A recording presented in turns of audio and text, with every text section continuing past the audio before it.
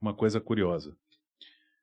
Na teoria convencional, se diz que o ser humano ele é racional, ele pensa antes, ele projeta antes. Você pode ter um plano de negócios espetacular, você pode ter um planejamento estratégico de primeira linha, usar o software mais sofisticado. Mas o fato é, a grande armadilha, o grande gatilho, é que o ser humano hoje, em média, ele passa 30% do tempo no presente. 70% do tempo dele, ou ele está no futuro, ou ele está no passado. Justamente por uma coisa que você citou aqui no início da nossa conversa. Essa ansiedade por inovação e essa gama absolutamente, eu vou usar um termo pesado, mas que é real, massacrante de informações. Então esse desejo por coisas novas, coisas novas, coisas novas, te projeta muito à frente. Às vezes, dificilmente uma pessoa consegue passar 5, 10 minutos sem fazer uma divagação ou pensar em algo que deveria ter acontecido ou que já aconteceu no passado dele.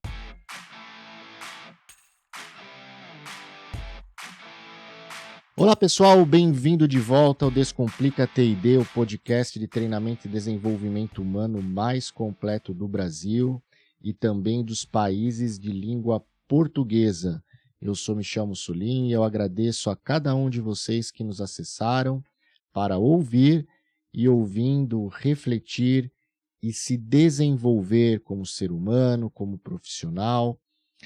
Na atualidade, aparentemente, temos uma imposição da sociedade pela inovação, um estímulo exagerado para sermos empreendedores. Todos desejam ser donos de seu próprio negócio, de lançar a sua startup, e um estudo recente do MIT mostrou que apenas 10% em média das startups passam dos 3 primeiros anos. Possuir conhecimentos de economia, administração, estratégia organizacional, inteligência emocional são fundamentais para o êxito e para o sucesso nesse mundo que vivemos extremamente competitivo e volátil. E neste cenário, conhecer a economia comportamental passa a ser muito importante, ou seja, compreender esta ciência que busca correlacionar o comportamento humano com as decisões econômicas. E para falar sobre esse tema, trazemos ele que é formado em administração, economia, possui pós-graduação em linguística e mestrado em gestão estratégica, practitioner em PNL, assessor em estratégia empresarial, especialista em coaching e constelador sistêmico, é membro fundador do Instituto Brasileiro de Estudos em Cooperativismo, foi conselheiro na Confebras, a Confederação Brasileira de Cooperativismo, durante 2 mandatos, e é autor dos livros Ciclos do Poder Empreendedor e Visões do Cooperativismo. Ele é pai de uma menina, Lala, de 8 anos, adora ler, busca informações constantes e conhecimentos novos em sua vida. Márcio Nami, bem-vindo ao nosso podcast, é um prazer tê-lo conosco. Uma honra estar aqui, Michel. Muito obrigado pelo convite. E, além disso, é um prazer falar para o seu público, para quem vai nos acompanhar aí nas redes, sobre economia comportamental, que é um ramo, eu costumo dizer assim, mais divertido, mais leve da economia, porque a economia tradicional ela tem um estigma. Quando você fala assim, vai chegar um economista, parece que vai chegar com planilha de Excel, com flip chart, com número, com calculador HP e por aí vai. Nada contra os números. Mas a economia comportamental ela passa justamente pelo oposto. Como é que o ser humano se comporta em função das atitudes, das relações internas, dele com ele, das relações externas, enfim. Então vamos bater um papo sobre isso e ver o que a gente consegue somar junto. Então vamos começar. O que é a economia comportamental? Explica para nós aí. Economia comportamental, antes de mais nada, como a economia tradicional, ela não é uma ciência exata. O que ela busca? Entender as reações do ser humano, mais especificamente do cérebro humano, em função dos estímulos e reações internas e externas que ele recebe, passando pelo dinheiro, pelo comportamento, pelas percepções, pela perspectiva de futuro e por aqueles tão famosos cobrados projetos pessoais e projetos profissionais. Então funciona mais ou menos assim, dando um exemplo específico do financeiro, né? Todo mundo, se você perguntar para qualquer um do público e disser assim, R$ 1 milhão faria diferença na tua vida? Eu posso te garantir que para 99,9% das pessoas a resposta seria sim. E a segunda pergunta, e R$ 1? Aí o número é o extremo oposto. Só 0,01 ia dizer não. Pode ser que sim. E a massiva maioria não ia nem perceber essa mudança no seu saldo ou na sua carteira de R$ 1 a mais. A economia comportamental, ela te provoca para olhar as coisas sob um outro ângulo. A exemplo desse que eu te dei agora, funciona assim. Todo mundo quer 1 milhão, mas pouca gente percebe que esse milhão é composto de reais. Então, quando eu consigo perceber a sutileza das coisas, a característica das coisas, é quando eu começo a alterar o meu comportamento. E alterando o meu comportamento, eu começo a alterar os resultados. É mais ou menos nessa linha. É óbvio que para cada equipe, para cada pessoa, em cada workshop, em cada palestra, em cada mentoria, é feita uma calibragem. Entender a visão de mundo da pessoa e fazer uma série de provocações de forma a estimulá-la a ter essas respostas. Ora guiadas, ora são insights puros que aparecem, seja na identidade coletiva, quando você fala ali para uma equipe de 10, 20, 50, 100, 500 pessoas, pouco importa, ou nas conversas individuais. O calcanhar de Aquiles da economia comportamental, antes que você me pergunte, é o incômodo. Porque, curiosamente, o ser humano ele é preparado para quê? Ele é preparado para fazer as coisas de forma previsível, saber o que vai acontecer e esperar sempre as mesmas coisas. Quando você começa com um estímulo mental, fazendo com que busque outros caminhos, outros resultados, no prazo médio ou longo, você vai ter uma alavancagem ou do teu autoconhecimento ou das tuas equipes. Mas no curto prazo, tem um incômodo muito forte. Por uma razão muito simples. Se fosse fazer uma análise do corpo humano, e fosse analisar especificamente o cérebro, tá? O cérebro de um adulto, ele consome, dependendo do estudo, de 20% a 40% de toda a energia processada. Então, se ele tivesse aquele selo da Enel, ele seria um selo vermelho. Como todo elemento, né, orgânico ou não, que gasta muito, o que ele busca fazer? Economizar. Então, ele faz um esforço fantástico, involuntário, e que o ser humano não consegue controlar, de fazer o que nós chamamos de elipses, ou seja, buscar sempre os mesmos caminhos, porque aí os impulsos elétricos são menores e ele consegue ter um caminho mais fácil. Logo, nós precisamos, enquanto adultos, enquanto crianças, durante a nossa vida toda, estimular o nosso cérebro a gerar impulsos novos. E é exatamente nesse ponto que a economia comportamental, aliada com um pouco de inteligência emocional, ela contribui para que isso possa acontecer. Você comentou algo interessante, né? Porque realmente o cérebro ele busca padrões, né? Literalmente. Ele busca padrões e previsibilidade. É a nossa segurança. O medo do desconhecido sempre provoca incômodos, né?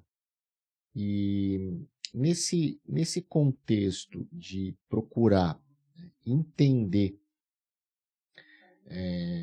do ponto de vista econômico, ou seja, do ponto de vista em que a pessoa toma uma decisão, seja de adquirir um produto, um serviço ou investir, né? Qual que é o lado do cérebro, se eu poderia dizer, ou melhor dizendo, o lado talvez seja um só, né? Mas assim, o sentimento que mais influencia na decisão da compra, né? O que eu quero dizer?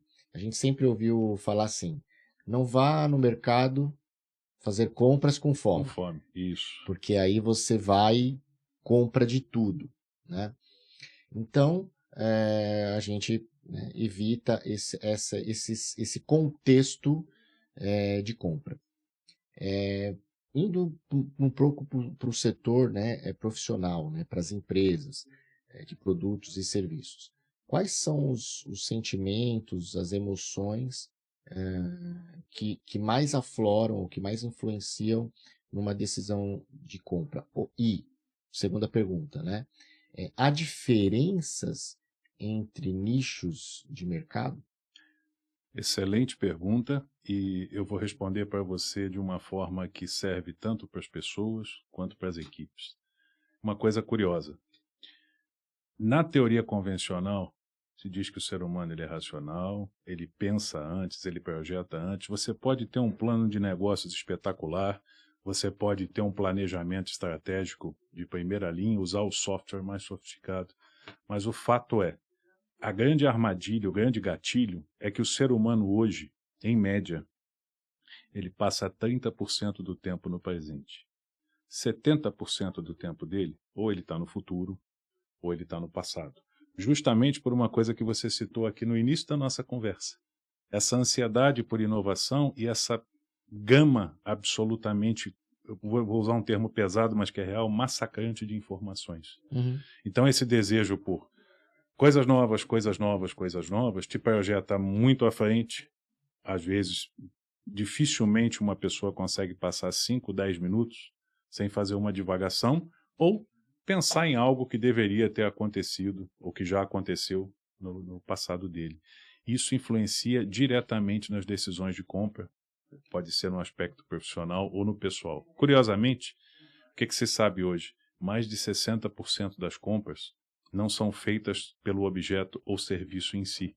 São feitas para diminuir a ansiedade, autoafirmação, demonstração de poder, ou às vezes por aquele famoso impulso automático do efeito manada.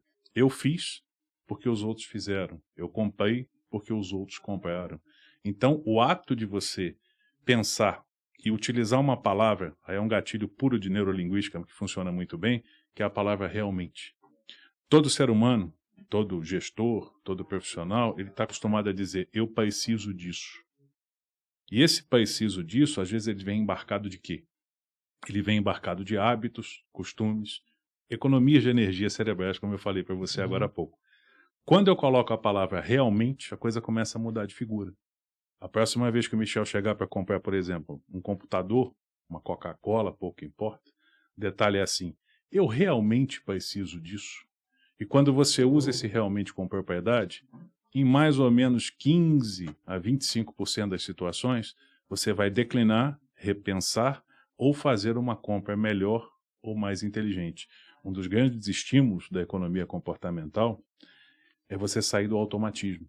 E saindo desse automatismo, você toma decisões melhores, você toma decisões mais fluidas e você tem resultados muito mais interessantes. E, curiosamente, quando você fala de equipes, times, grupos empresariais e por aí vai, esses grupos eles assumem uma forma única. Você pode estar lidando com uma equipe ali de 100 pessoas. Poucas pessoas percebem que as pessoas que são dominantes naquele grupo, chamados formadores de opinião, que não necessariamente são os líderes, são os gestores, mas pessoas que geram expectativas, que geram inspiração, que geram desejo de estar naquele lugar, elas acabam, à medida que o tempo vai passando, moldando e modelando aquela equipe de acordo com os seus preceitos. E a equipe faz isso de uma forma absolutamente espontânea e involuntária. Isso acaba levando a decisões que, às vezes, o que é bom para um, não necessariamente é bom para outro, e vice-versa.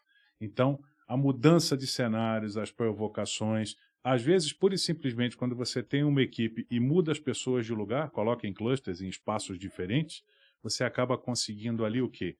Conseguindo ganho de produtividade, novas perspectivas. O ser humano, no geral, ele é muito modelado, como você bem disse, ele é modelado por hábitos. Então, se você for reparar, e eu convido a nossa audiência depois a pensar sobre isso, por exemplo, você vai reparar que você usa o caminho para ir para o seu trabalho, quase sempre o mesmo, ainda que você tenha opções. As suas roupas, os seus carros, os seus produtos, eles são comprados muitas das vezes por influência de terceiros, pessoas que você admira, pode ser que você conheça ou não, pode ser um personagem de filme, alguém da televisão, um parente, um amigo, um conhecido. Então, o estímulo, ele permeia o tempo todo a saída desse automatismo e a um pensar um pouco mais qualificado, que é um exercício que não termina nunca. Quanto mais você faz, te dou um exemplo, eu trabalho com isso há 20 anos e todo dia eu tenho que me provocar para dizer, sai do automatismo, sai do hábito, se provoque para conseguir avançar. Mas quando você consegue isso com as equipes, com as pessoas, ou mesmo na tua relação pessoal ou familiar, o resultado é absolutamente fantástico e bastante compensador. Só para complementar, né, o que a gente vê bastante. Hoje, né, todos nós somos enxergados como compradores. Né? Então, o mundo, hoje, né, mais do que nunca, sempre teve esse viés aí, principalmente depois da Revolução Industrial, mas o objetivo é fazer com que as pessoas consumam. E eu vejo, né, estudei isso um pouco na minha dissertação de conclusão de curso de teologia, que eu finalizei o ano passado, uma tendência, né, da sociedade em relativizar tudo para, no fundo, criar um vazio interior, e esse vazio interior ele vai ser preenchido pelo estímulo positivo de uma aquisição. E como o estímulo aquisitivo de uma compra ela é curto, aí você vai precisar, é igual uma droga, sempre um pouquinho mais. Então, você vai estar sempre consumindo para dar mini doses de estímulo positivo cerebral, para que você tenha, né, um preenchimento desse vazio interior. E as redes sociais hoje, né, que tem o lado fantástico de prover informação, conhecimento, conectividade, né? Nós aqui no nosso podcast transmitindo né, várias informações para os nossos ouvintes. Por outro lado, elas têm uma inteligência por trás de separar as pessoas em feudos. Perfeito. Separar as pessoas em grupos, e aí aonde você já não convive mais com o diferente. Você só convive dentro da sua bolha, e qualquer informação diferente daquilo que você está acostumado a ouvir é um inimigo. Assusta. Né? Assusta. Então, se é um inimigo, tem que ser combatido. Perfeito. Né? E aí a gente vai dilacerando as relações humanas, dilacerando a sociedade, provocando mais vazios e ofertando mais produtos para serem comprados. Com certeza. Né? E aí a gente vai criando essa bola de neve para gerar mais, né, dinheiro sendo movimentado no mundo. Como que nós poderíamos, né, através da economia comportamental, além, né, dessa reflexão que você comentou bem, de perguntar, realmente eu preciso disso?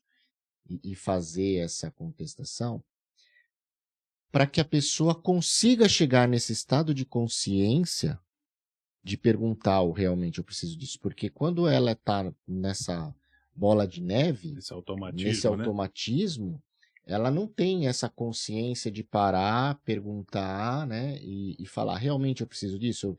Eu conheci uma pessoa que todo ano trocava de celular.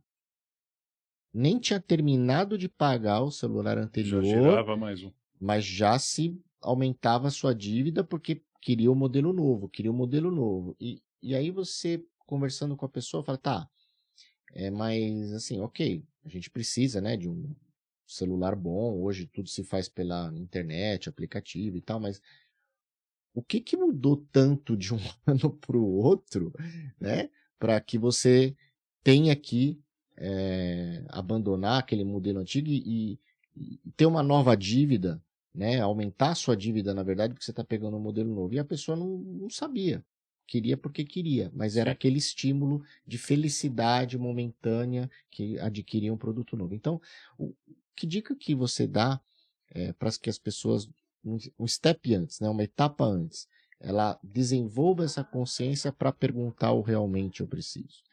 A gente vai começar falando sobre isso exatamente usando a palavra automatismo, que curiosamente é exatamente assim que acontece. Se você for reparar a sociedade como um todo, essa angústia ela não é nova. Ela é uma angústia muito, muito, muito antiga. Tem uma frase de Nietzsche, né? Aproveitando um pouquinho de filosofia, que ele diz assim: o homem é uma corda atada entre o animal e o além do homem, uma corda sobre um abismo. Tirando o viés filosófico e partindo para a questão prática, mais ou menos é assim que funciona. As empresas, instituições, de uma forma geral, elas têm um treinamento muito interessante para maximizar o consumo, para fazer com que as pessoas consumam cada vez mais e está diretamente relacionado à atividade e sempre foi dessa forma. Só que, com esse nosso estímulo, eu quero mais, eu quero mais, eu quero mais, isso já ficou no inconsciente coletivo de uma forma de eu preciso de tal objeto, eu preciso de tal produto para me afirmar, para ter status, para ter poder, para ter garantias e por aí vai. Como é que funciona dentro da economia comportamental? Basicamente, te convidar a fazer uma reflexão e um exercício prático. Qual é? Nós somos treinados, consciente e inconscientemente, para acordar todos os dias e pensar assim: o que está me faltando?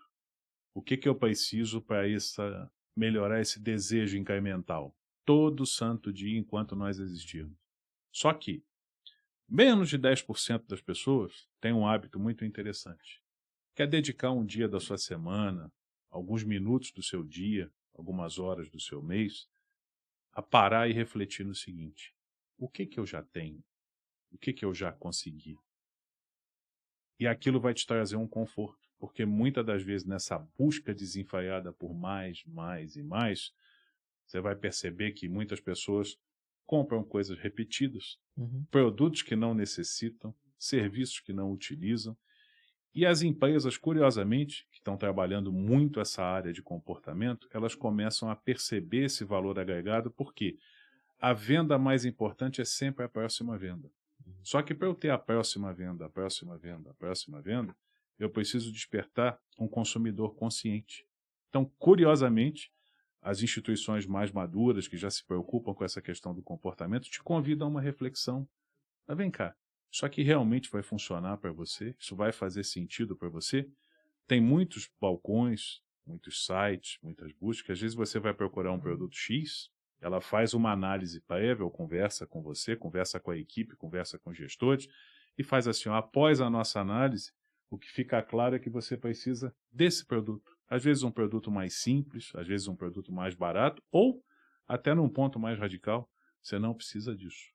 Ah, mas ele está trabalhando para fazer uma antivenda? Não, ele está trabalhando para cativar o futuro consumidor e deixá-lo consciente, mas de uma forma mais doméstica, de uma forma mais pessoal.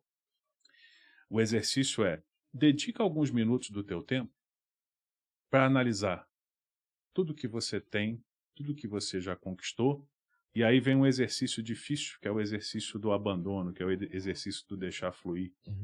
Será que tem coisas que eu posso doar, que eu não preciso mais, que não me servem mais? Porque a grande angústia do ser humano nesse universo onde tem a informação de uma maneira massificada é acumular, acumular e acumular, e não perceber que acúmulo é carga, acúmulo é peso, acúmulo é trabalho. E quanto mais leve e fluido você tiver, eu estou falando tanto do CNPJ quanto do CPF, porque o CNPJ nada mais é do que um monte de CPFs reunidos ali e muitas das vezes não convergindo para o mesmo lugar. Sim. Se eu fizer esse exercício com a minha equipe, com a minha família, comigo, de mim, para mim, o resultado em 100% dos casos ele é positivo, salvo quando a pessoa ou a equipe diz assim: eu não quero olhar para isso. É nesse ponto que aí as coisas paralisam. Mas para a massiva maioria das pessoas, das equipes, dos times, o ganho é muito expressivo e muito interessante. Porém, como o nosso cérebro, a gente já disse aqui, é modelado por hábitos, é importante que seja um exercício periódico. Porque de tempos em tempos, o teu cérebro, a tua mente vai te puxar para o estágio anterior. Acumula um pouco mais, compra primeiro e pensa depois. Depois você avalia. Aí vem os ditos populares, onde reside a verdadeira sabedoria. Se você analisar os ditos populares de qualquer cultura, você vai perceber que mais ou menos funciona assim: futuro a Deus pertence, a vida é uma só, eu mereço, não sabemos o dia de amanhã. E esses mantras que são repetidos à exaustão levam a esse automatismo e estimulam, que são mantras que existem há 50, 100, Sim. 200, 300 anos, eles te estimulam a essa falta de discernimento. Então, a origem, a base, o cerne da economia comportamental é a utilização de exercícios periódicos, individuais ou coletivos, para te tirar do automatismo e te levar para um estado de mais resultados e de mais fluidez. E só para a gente terminar essa primeira pergunta, um dado interessante, né? No começo de fevereiro, eu estive em Washington e nós participamos de uma reunião onde o CEO da Gallup Uhum. participou. E ele apresentou um estudo, né, do índice da infelicidade. E mostra que esse índice está aumentando ano a ano. Né? Nos últimos 7 anos aí aumentou mais de 20%. E o consumismo aumentou também. Né? Então é como se o cachorro correndo atrás do rabo. Literalmente. Né? Então a infelicidade vai aumentando, o consumismo vai aumentando, a infelicidade vai aumentando, o consumismo vai aumentando. Né? Me parece, né, muito coincidência, né? E coincidência eu pelo menos não acredito que as coisas vão convergindo na nossa sociedade nesse sentido, né? E vamos lá, uma outra pergunta aqui que eu tenho, né? Para a gente explorar um pouquinho um método que você desenvolveu chamado Mega Estratégia, né? Uma pesquisa recente de um instituto americano, o Insight 222, apresentou as 12 tendências do RH para 2023. Certo. Né? E entre elas, uma das novidades foi empoderar líderes e empregados com dados para tomadas de decisão assertivas. Certo. E o método, o Mega Estratégia que você desenvolveu, que eu gostaria que você explicasse um pouquinho, ele fornece apoio a tomadas de decisão, né, atuando nessa linha comportamental e dados. Então, fala um pouquinho para nós dessa metodologia. O Mega Estratégia, ele nasceu de uma angústia. Qual era essa angústia? Quando eu trabalhei na Confederação de Cooperativismo, tive a oportunidade de passar por 15 países, entendendo, especificamente no setor cooperativo, quais eram os movimentos das pessoas, das equipes, nessa questão explícita ligada à cooperação. E, curiosamente, quando você analisa a cooperação, o cooperativismo de uma forma instrumental, você percebe que dentro das várias vertentes do capitalismo, o cooperativismo ele não é perfeito, mas ele funciona muito melhor do que todas as outras técnicas. Porém, dos 8 bilhões de pessoas que nós temos no mundo hoje, pouco mais de 1 bilhão são cooperativistas. E a pergunta nasceu daí. Se é tão interessante, se funciona tão bem, se economicamente é tão legal, o que falta para essas outras 7 bilhões de pessoas, ou a maioria, a massiva maioria dessas pessoas, conseguirem acessar a cooperação? Aí ficou percebido o seguinte: a maioria dos treinamentos, a maioria das ações podem ser pontuais ou podem ser mega projetos. Eu já tive a oportunidade de acompanhar um projeto numa multi que foi feito em mais ou menos 120 países simultaneamente, uma coisa absolutamente astronômica. Porém, tinha um calcanhar de Aquiles. Qual era? Ele era modulado, compartimentado, não levando em consideração cultura, características, perfil, anseios, desejos e perspectivas. Aí nasceu o Mega Estratégia, que nada mais é do que um processo que ele dá um pouco mais, aí é um gargalo, ele dá um pouco mais de trabalho na sua confecção, porque precisa primeiro entender a temperatura ou do mentorado, ou de quem vai participar do workshop, ou das equipes, e ele vai ser montado especificamente de acordo com os anseios e objetivos daquele time. Então, utilizando técnicas de constelação sistêmica, inteligência emocional, economia comportamental, educação financeira, e várias outras técnicas comportamentais, só que nesse caso, a ordem dos fatores altera e muito o produto. Para uma equipe, o remédio que salva uma é o remédio que mata a outra. Então a mega estratégia, ela busca fazer o quê? Entender essa temperatura das equipes, das pessoas, dos times, e fornecer uma solução que possa ser calibrada à medida que essas percepções vão se alterando. Por quê? Quando o ser humano ele carrega algum conhecimento, ele traz para ele algum conhecimento, pode ser estimulado ou não, ele já não é mais aquela pessoa.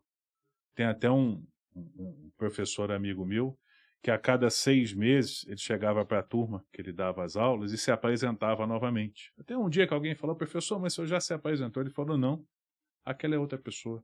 E se você for olhar com calma, ao longo da tua caminhada, a cada ano, a cada 5 anos, ou às vezes até a cada 6 meses ou um mês, só sobra seu CPF. O resto todo muda. E a mega estratégia nasceu exatamente desse princípio. Como as equipes são mutantes, como as pessoas se modificam e como a visão de mundo delas é absolutamente diferente, eu preciso desenvolver uma ação que possa ser alterada e calibrada consoante aos objetivos daquela empresa, daquela instituição, ou no caso pessoal, do seu desejo, da sua perspectiva de futuro. Para fazer uma analogia material, é mais ou menos assim. Se você pega uma foto sua de 10, 15 anos atrás, você olha para aquela foto e fala, isso não tem nada a ver comigo, pode ser mais cabelo, menos cabelo, roupas diferentes e por aí vai. O que pouca gente percebe é que a foto que está sendo tirada hoje, muito provavelmente, ela vai ter o mesmo destino daqui a 5 anos ou 10 anos. Então a técnica, ela visa fornecer ferramentas e soluções para melhorar o estado interno, para melhorar o estado de equipe, sem, em nenhum momento, deixar de dar a compreensão das pessoas que a única coisa constante nesse cenário vai ser a mudança. E a ferramenta principal, o benefício principal que essas equipes agregam, que essas pessoas agregam, é ter essa consciência da mudança. Então ele sabe que aquilo que ele está aplicando hoje não necessariamente vai ser útil daqui a 1 mês, 2 meses, 3 meses. E o próprio mercado, usando uma visão mais abrangente, ele está percebendo isso. Cada vez mais, nas empresas de grande porte, médio porte, por aí vai, os planejamentos estratégicos estão sendo substituídos por ações estratégicas. Ou seja, atividades pontuais para chegar num dado momento, quando chega naquele momento, analisa novamente o vetor e segue em frente. E quando você consegue aliar essa plasticidade para as pessoas, aí o objetivo da mega estratégia está plenamente cumprido. Em termos instrumentais, a crítica começa, o desafio começa no próprio briefing, na própria conversa com o consultor, que funciona assim. Quando uma empresa te procura, ela Isso. fala o quê? Fala assim, Márcio, qual que é o problema que ela chega para você e fala, quero resolver? Exatamente, ela chega para mim com uma dor. Tá. O que se sabe é que em mais de 70% dos casos aquela dor não corresponde à realidade. Por quê? Por causa do princípio da pirâmide. Por exemplo, você tem lá uma equipe que identifica que está com a produtividade muito baixa no seu setor de vendas. Então a dor dele, a princípio, é conseguir elevar as vendas e ele olha para a equipe. Quando você faz uma análise, faz uma conversa no sistema de távola, né, fazendo uma analogia com a távola lá do Rei Arthur, onde a gente quebra a hierarquia e fala abertamente, às vezes você percebe que aquele problema está num gestor, numa diretoria, num concorrente, nas angústias pessoais dos próprios funcionários.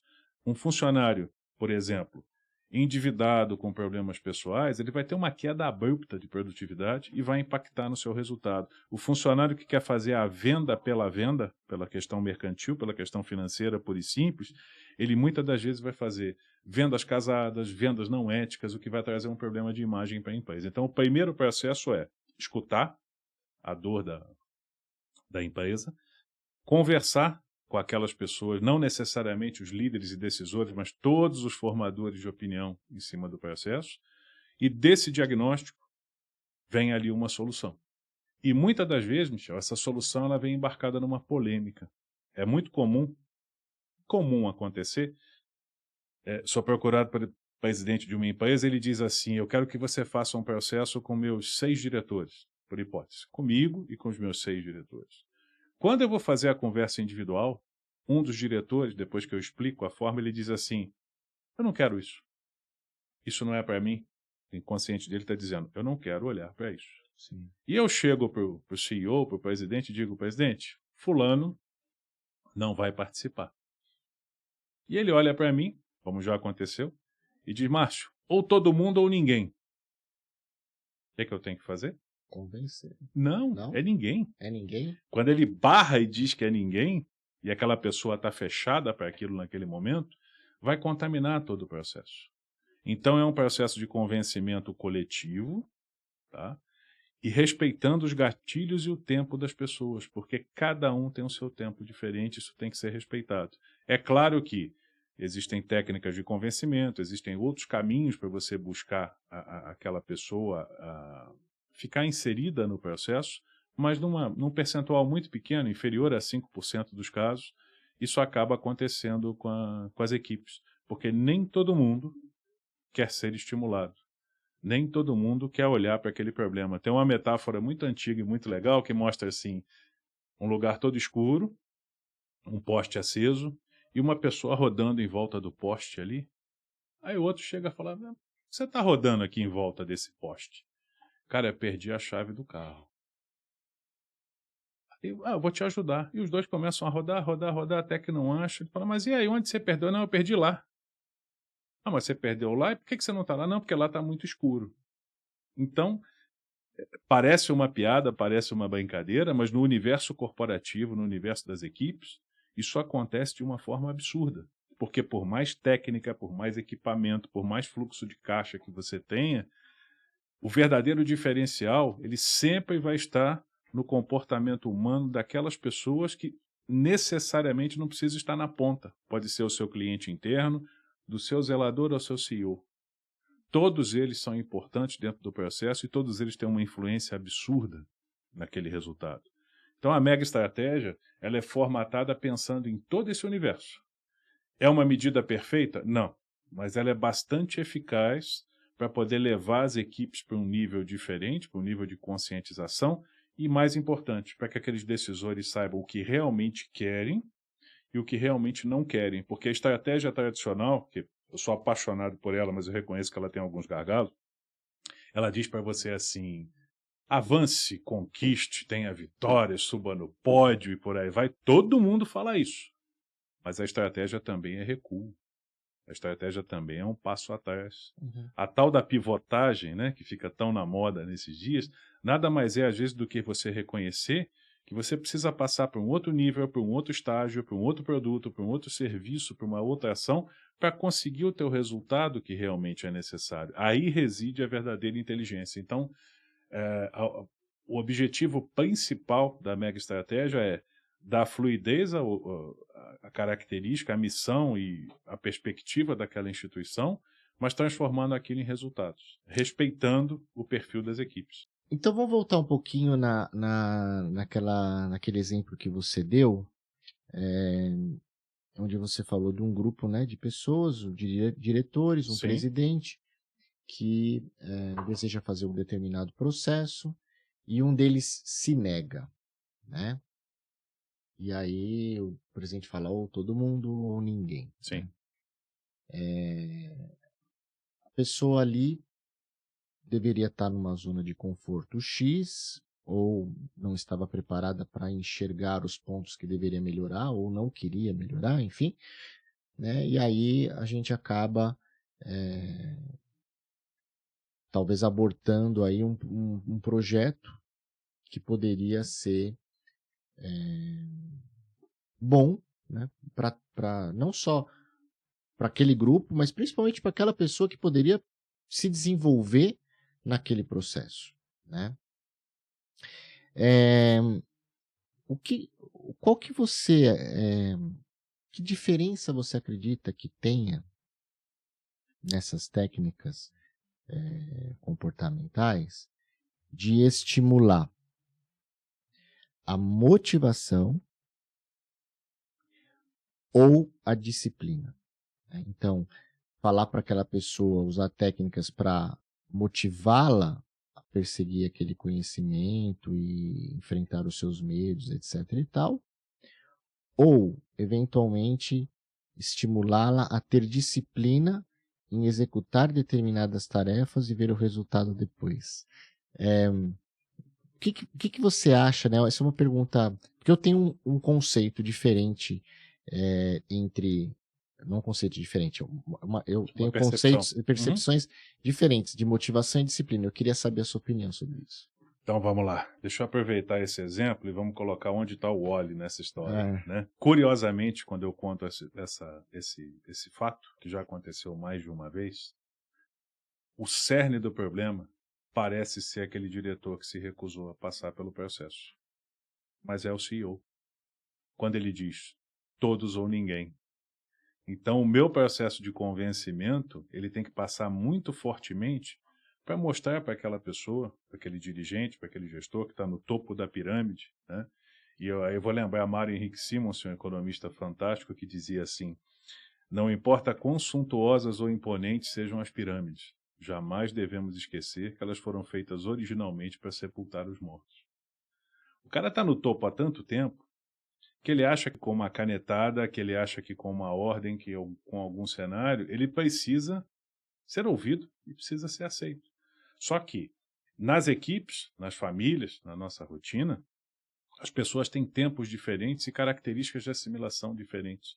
Então, o processo de convencimento, ele passa inicialmente para mostrar para aquele CEO, para aquele presidente, para aquele diretor, respeita o tempo dele.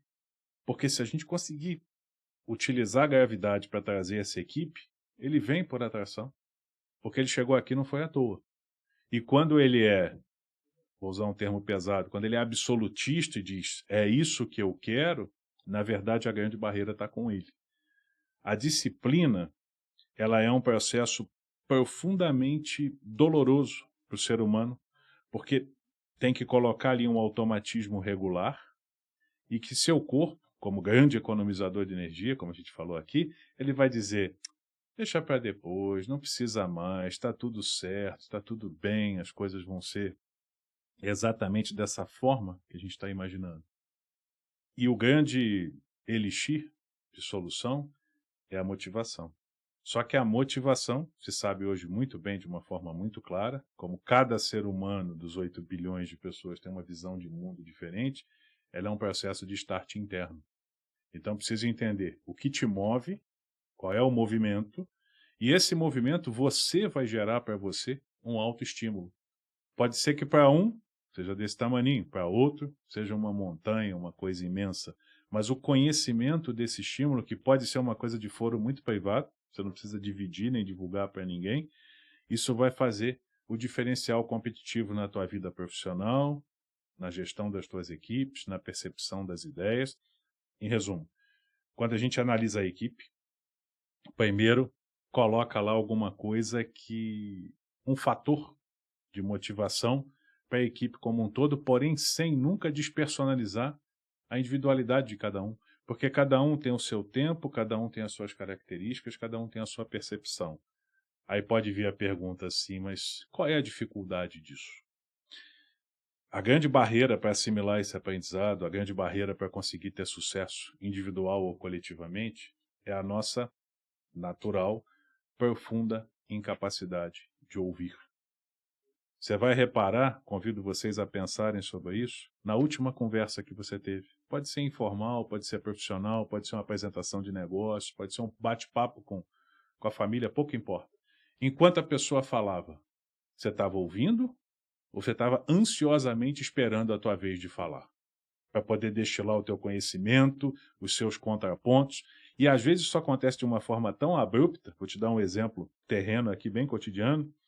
Enquanto uma pessoa, Michel, tudo bem? Eu queria te contar da minha viagem para Ubatuba. Quando eu falo a palavra Ubatuba, você já entra automaticamente. Eu já fui a Ubatuba também ano passado e foi muito legal, porque eu fiz isso, eu fiz aquilo. A tua viagem pode ter sido fantástica, tanto quanto a minha, às vezes até mais. Mas o que aquela pessoa queria naquele momento era conseguir esvaziar, conseguir falar. E quando eu consigo isso, aí eu tenho um equilíbrio entre a disciplina, da regularidade, e a automotivação ou motivação para poder atingir esses objetivos e resultados. É o que eu percebo aí ao longo desses anos, trabalhando com essas pessoas, com essas equipes, e o mais divertido disso tudo, não tem uma história igual a outra. Não tem um case. Você pode trabalhar com um setor, por exemplo, a siderurgia. Eu posso atender 20 siderúrgicos. Cada uma é uma realidade. Eu posso atender uma empresa de call center, de serviços, por exemplo. Ah, você já trabalhou com equipes de call center? Já, mas cada uma é uma. Então não tem um histórico, porque se eu chego lá com o preconceito, como eu já trabalhei, quantas equipes você já trabalhou, Márcio? Uma de cada vez. Uma de cada vez. Porque se você chega com exemplos anteriores e o preconceito, eu saio da mega estratégia e começo a trabalhar com o modelo formatado. Então, o que vale para a técnica tem que valer também para quem a opera. É mais ou menos nessa linha. Não, perfeito. Você comentou alguns pontos muito interessantes que eu gostaria de reforçar, né? Primeiro, a questão de as pessoas ouvem para responder, Sim. não para compreender. Sim. Né? E isso é uma máxima já há muito tempo e principalmente acentuado agora com esse modelo, né, de imediatismo que se impregnou nos últimos, principalmente 10 anos, por conta, de novo, do mau uso tecnológico. Eu lembro quando nós falávamos sobre gamificação em 2017, né? Então, começou esse assunto em 2016, nós fomos atender um congresso sobre isso em 2017 em Nova York, e aí trouxemos aqui para o mercado brasileiro falando sobre gamificação. E todo mundo já era especialista. Não tinha nem chegado ainda o conceito, mas todo mundo já era especialista. Então, você ia falar alguma coisa, a pessoa já, então, é isso, é aquilo outro. Muito bem. Então, mas por quê? Porque hoje nós temos, né, uma oportunidade de ter acesso a informações de forma muito rápida e um imediatismo na compreensão. As pessoas não refletem. Por isso que a gente sempre aqui no nosso podcast, a gente fala ouvir e refletir. Isso. Né? Porque a gente precisa de um tempo para degustar o conhecimento, para degustar a informação, para fazer a análise crítica. Né? E aí eu faço um gancho para o pessoal, né, que nos ouve, de RH, de capacitação, para o cuidado com o ChatGPT. Porque o ChatGPT, ele é um algoritmo que vai buscar informações aí no mundo inteiro e vai te dar uma resposta. Às vezes até elaborada, mas aonde você degustou, absorveu aquela resposta, compreendeu, refletiu e em cima daquela resposta colocar a sua resposta. Né? Já vi vários vídeos, pessoal falando, olha que fantástico, o aluno quis fazer um trabalho sobre determinado tema, mandou lá no ChatGPT, ele já respondeu e aí já desenvolveram uma impressora que já imprime o trabalho. Legal, e onde está a capacidade intelectual daquela pessoa de compreender aquela informação, de dar a sua opinião, enfim, né? A gente vai robotizar ainda mais as nossas relações, que tudo vai ser esperando algo vir automático, sem sem um processo, né, de compreensão, Sim. de autorreflexão e tudo mais. Um outro ponto que eu acho bem interessante, né, que a gente falou da motivação e disciplina, é uma opinião complementar. Sim. Né? Realmente, a motivação é algo intrínseco, cada pessoa se motiva de uma maneira, a solução para uma pode ser o veneno para outra, né? Então, realmente, todo esse aspecto é interessante ser analisado antes de se propor um processo de reversão, de melhoria comportamental. O que eu vejo, né, é que a motivação ela acaba sendo muito relacionada a um processo de conquista individual.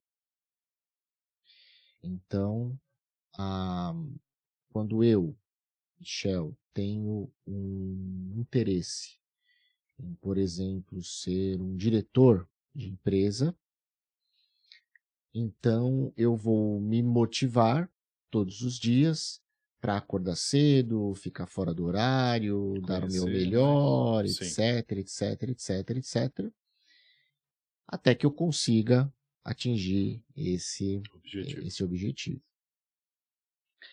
E disciplina está mais relacionada à conquista de algo coletivo, né?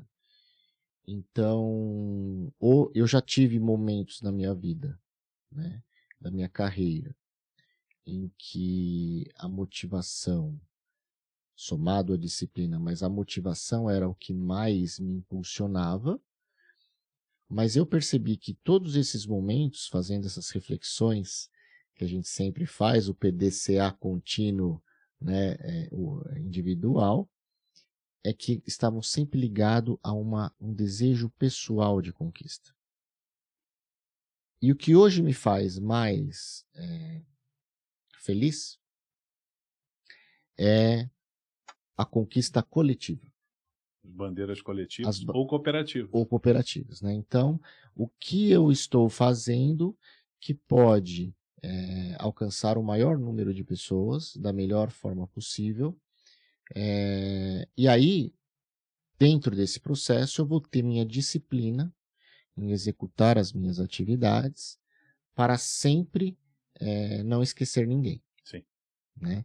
Então, há essa dosagem entre a motivação e a disciplina. E para os gestores, os líderes, a minha sugestão, a minha recomendação, né? O líder ele tem que olhar o coletivo. Ele tem que ter a disciplina de olhar o coletivo. O líder individualista em que se automotiva apenas para ele crescer, ele é a primeira erva daninha do colapso corporativo. Com toda certeza, concordo 100% com a sua visão.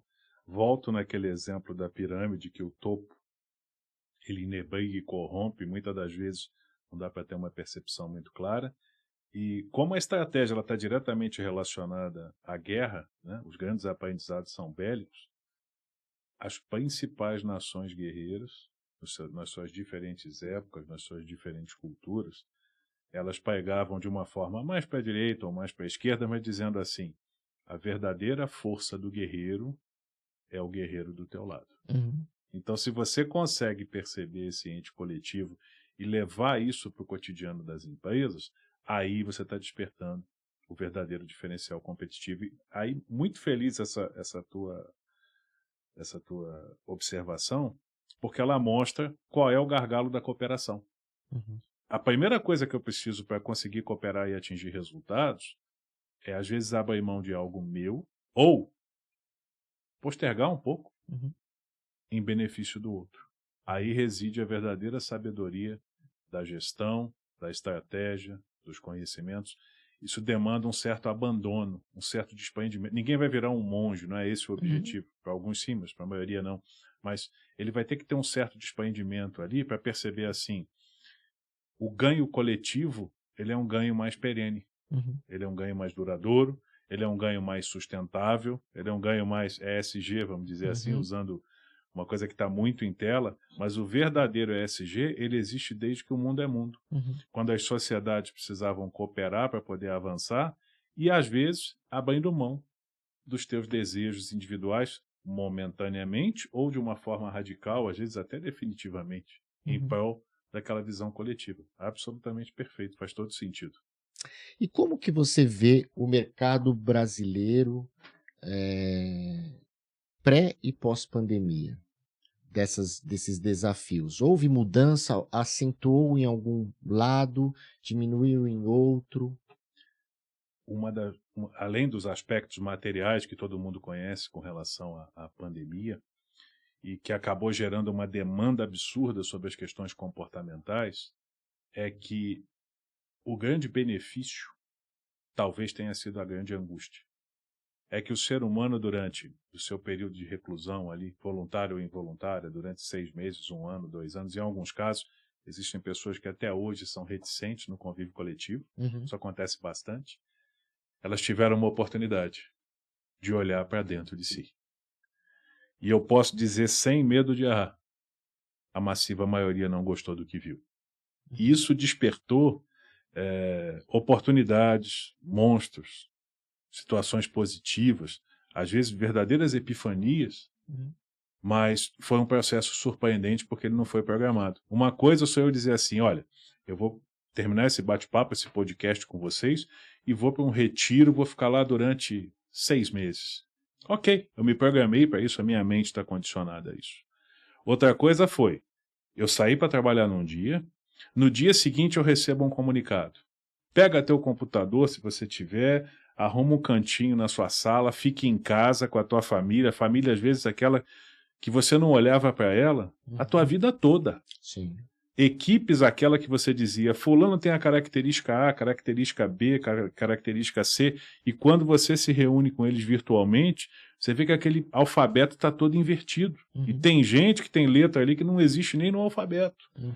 Essa sensação desse autoconhecer individual ou em equipe forçado levou literalmente a percepção das pessoas, dos gestores, das equipes, para um próximo nível. Tendo consciência de quê? Da mudança, da necessidade de adaptação e, principalmente, da ausência absoluta de controle na maioria dos casos. Porque foi muito instantâneo. Então, o mercado, eu posso te dizer, em termos comportamentais, ele mudou 80%. Ele mudou radicalmente. Você tem multinacionais repensando estratégias, você tem microempreendedores individuais que pivotaram na sala de casa enquanto tentavam entender o processo. Você tem gente, infelizmente, que não conseguiu nem fazer a passagem por esse período. Porque, às vezes, não é nem a doença ou o problema em si, mas é o medo que ela gerou. O grande medo, o grande estigma, foi a mudança não voluntária. Então, que o mundo nunca mais volte a ser como antes, eu não tenho a menor dúvida. O que eu busco estimular bastante nas pessoas e nas equipes, o que eu posso fazer de bom com tudo isso? Porque todo o processo, ele tem um lado positivo. Por mais angustiante, por mais traumatizante, por mais terrível que seja. Eu tenho que olhar aquilo sob a ótica do lado bom, não esquecendo o ruim, porque é muito comum você ouvir assim, esqueça isso, quem esquece faz de novo. Quem esquece repete. Então, aprenda com aquilo, e se você puder tirar 0,00001 de um aprendizado positivo, propaga sem moderação. Isso é o que eu consigo ver desse período que nós vivemos, e apesar da cauda estar encurtando, nós vivemos especificamente isso até hoje, em muitas situações. As consequências estão ainda atuais, né? E a melhor lição aprendida é a lição aplicada, né? Total. Bom, nós estamos finalizando aqui, Márcio, né? O nosso papo fluiu muito rápido, tá muito gostoso, já passamos aí quase a 1 hora. E eu costumo finalizar o podcast fazendo 3 perguntas aos nossos convidados. Então, o primeiro é: qual foi aquele momento positivo de conquista, aquele momento que a gente fala uhul, dentro da sua carreira, que você poderia compartilhar conosco? O momento positivo da minha carreira foi quando você citou no início do meu currículo, que se eu pudesse, se eu precisasse apagar tudo, eu deixaria aquele momento muito especificamente, que é uma simbiose do pessoal, profissional, transcender, pensar em futuro, por aí vai, que foi o nascimento da minha filha. Por isso que eu coloco muito orgulhosamente ali o pai da Lala. Porque à medida que você vai construindo uma carreira, você vai construindo ali um projeto de vida, tem hora que te dá a ilusão assim, nada muda, eu consigo controlar as coisas e tal, mas quando você vê aquele ser ali, ele olha para você, ele muda teus conceitos pessoais, profissionais e, enfim, literalmente usando um clichê, mas que é real, é um salto quântico na tua vida que te impacta em todos os aspectos. Eu sou uma pessoa em particular que não faço a distinção entre pessoal e profissional. Eu me vejo como um ser. E aquele serzinho, aquela coisa maravilhosa, eu sou suspeito, né? Mas aquela coisa maravilhosa, ela foi um diferencial eterno na minha vida. Quem é pai, e já passou por isso, sabe o que é por aí, né? O filho nascer e se você se deixa realmente se tocar, né, se abrir para aquele momento, você vê que é muito grandioso e único, né? E único, né? Então, concordo. Acho que o meu também foi esse. E o seu momento de maior aprendizado? Aquele momento que você olha para trás e faz, ixi, o que eu fiz, né? Poderia ter feito diferente. Momento de maior aprendizado é assim. Eu não sou traficante, eu uso o que eu vendo. Né? Então, quando eu penso na mega estratégia em algumas situações, e olhando para alguns erros do passado, decisões erradas em equipes, situações que eu deveria ter me controlado melhor, onde o pavio devia estar um pouco mais alto, tá? O meu grande aprendizado foi, eu preciso olhar para isso com mais frequência. Eu não quero nunca estar ali no topo da pirâmide sob a ótica de isolamento. Então, meu aprendizado vem de todos os dias ou todas as semanas, sentar lá num lugar de mim para mim, tomando uma água, tomando um uísque, tomando nada, e pensar assim, cara, quais foram, não vou usar um palavrão aqui, mas quais foram as besteiras que você fez hoje? Quais foram as besteiras que você fez essa semana? Porque, curiosamente, Michel, todo mundo fala de sucesso, todo mundo fala de vitória, todo mundo fala de pódio. Mas para aquele cara chegar lá no primeiro, segundo e terceiro lugar de um pódio, tem uma galera lá embaixo. Tá? Então, eu cultivo o meu conhecimento dos erros, não para ter perfeição, mas pelo menos para quando chegar no próximo dia, no próximo mês, na próxima década, eu vou usar a borracha, mas vai ser num erro diferente. Então eu tenho que olhar para esses erros. É um desafio. A falha é o feedback para o sucesso. Exatamente. Então, na teoria é bonito, né? Mas na hora que acontece, rapaz, é violento. É violento. Te incomoda, né? Sim, profundamente. Te incomoda. Mas aí está um aspecto interessante, né? A gente foi cultivado desde pequeno de que o erro é ruim. Sim. Né? Não pode falhar, não pode isso, não pode aquilo. Então, e aí você vai para um setor corporativo, onde todo mundo quer aparecer mais do que todo mundo. Sim.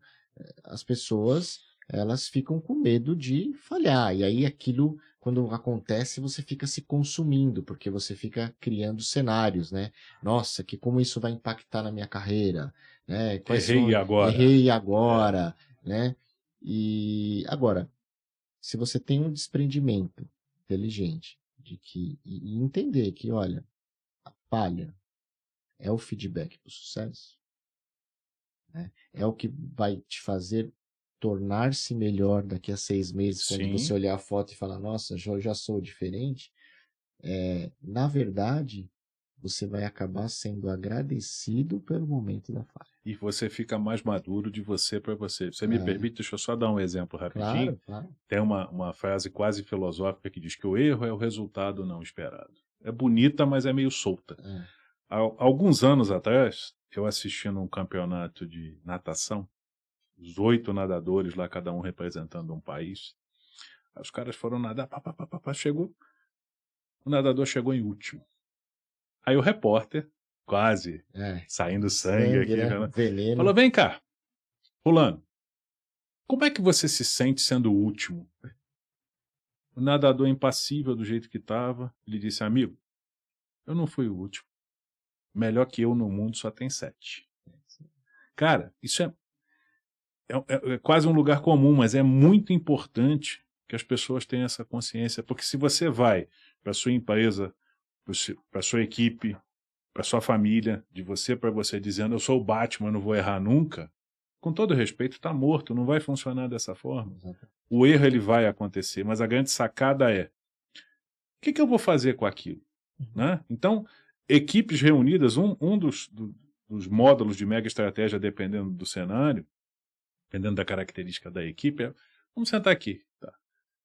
Fala as derrotas de vocês. É óbvio que você começa na baixa e vai para a alta, mas fala das derrotas de vocês. Qual foi a grande besteira, o grande gargalo? Porque o outro, quando te escuta, desde que ele te escute, ele está aprendendo com você. Por que a cultura digerida, ruminada, assimilada, como você tão bem falou, ela é um diferencial competitivo? Porque ela me dá a oportunidade de aprender com o erro do outro, com o acerto do outro, com a experiência do outro. Só que o que eu preciso? Eu não preciso do GPT, eu não preciso de uma grande tecnologia, eu preciso aprender a ouvir.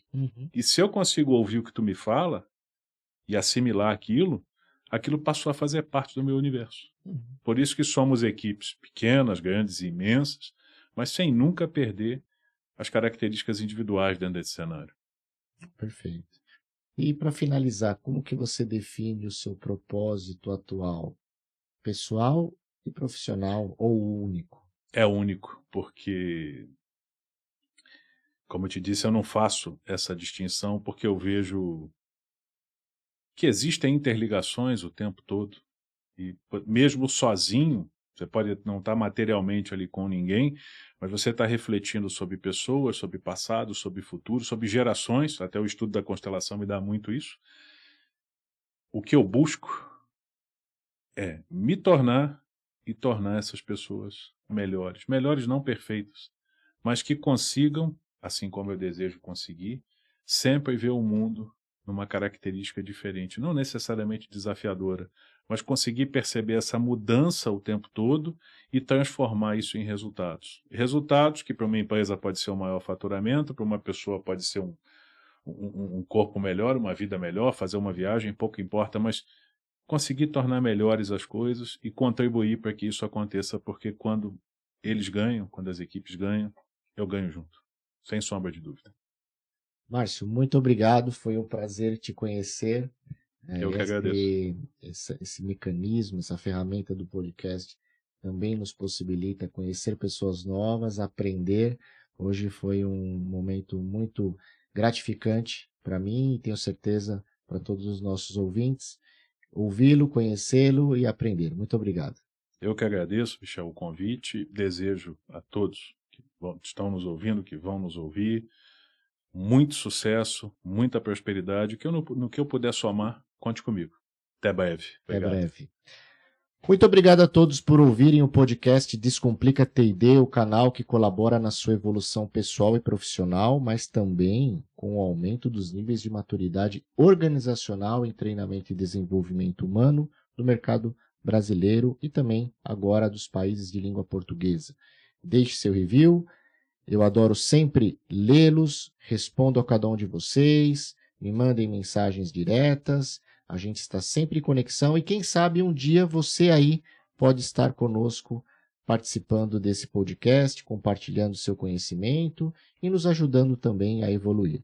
Até o próximo episódio, fiquem com Deus, abraços digitais.